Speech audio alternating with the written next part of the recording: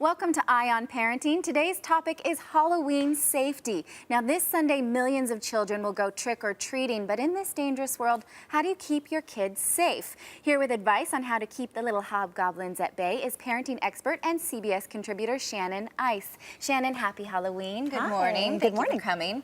Now, it's not so much the apple with the razor blade that we're worried about anymore, right? It's different kind of dangers around Halloween. There are, but it doesn't mean that parents have to be alarmed. And you know, there are definitely some basics we want to make sure that they get refreshed on, refresh their children on, and some other tips that just make it a little more modern safety experience. Because Halloween is scary enough, right? It is. We don't need to be scared about actually sending our kids out for something that's supposed to be fun. Correct. And we don't need to actually burden with them a lot of that, but they do need to know there's a little bit of responsibility on their part and on yours. So it's important to just refresh some of those things. Okay, so you brought some toys. Why don't you tell us some tips for keeping our kids nice and safe? So first we want to talk about the basics. So they're doing things they're not maybe doing every day. They're crossing a lot of streets. They need to be traveling in groups. They need to refresh them on, don't talk to strangers, don't go into strangers' homes, don't get into their cars. Everybody's very friendly on Halloween, but those boundaries still exist.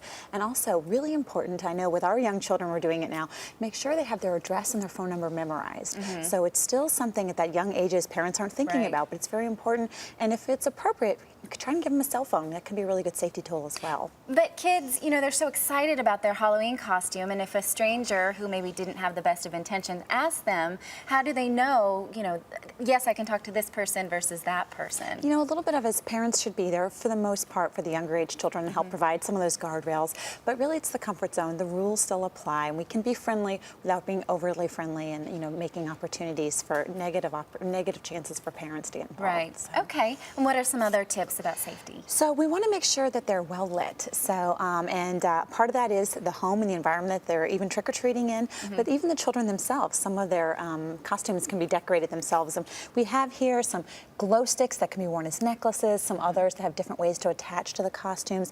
Give them each a small flashlight. It's kind of important. Good idea. They're going to want to see what's in their bag the whole night anyway, so that can be used for that, but it can also be used for safety purposes.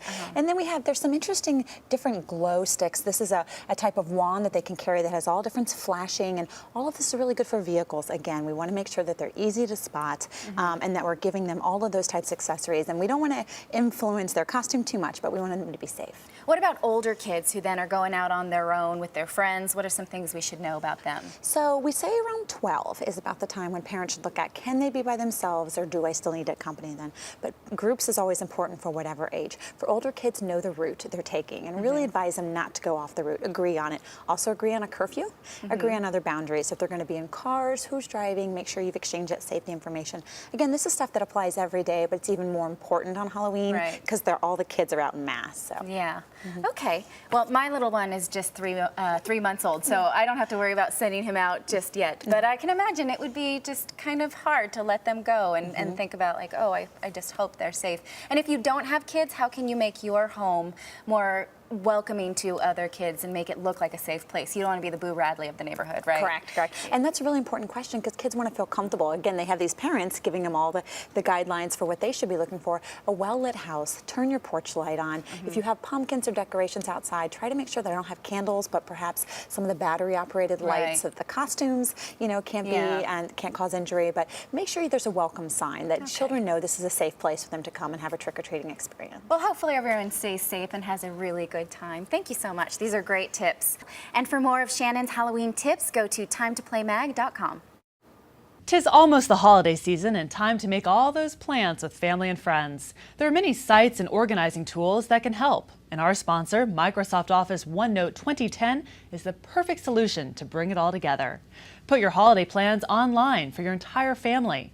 With Microsoft Office OneNote 2010, you can begin to plan dates for holiday travel that everyone in your family can see. By using the synchronized notebooks, you can even convert them to an email for reminders on details like flight information. And every time someone has updated the information in the notebook, that portion of the page will be highlighted so you can tell what changes have been made. Don't want everyone to give Grandma the same gift? You can share gift lists in Microsoft Office OneNote 2010 by creating a master list that only those invited can view. If lists help keep you in line, use OneNote to build out shopping lists, holiday party invites, or a holiday card list, and keep track of cards you've sent out. And it couldn't be easier. All you need to do is import your address book.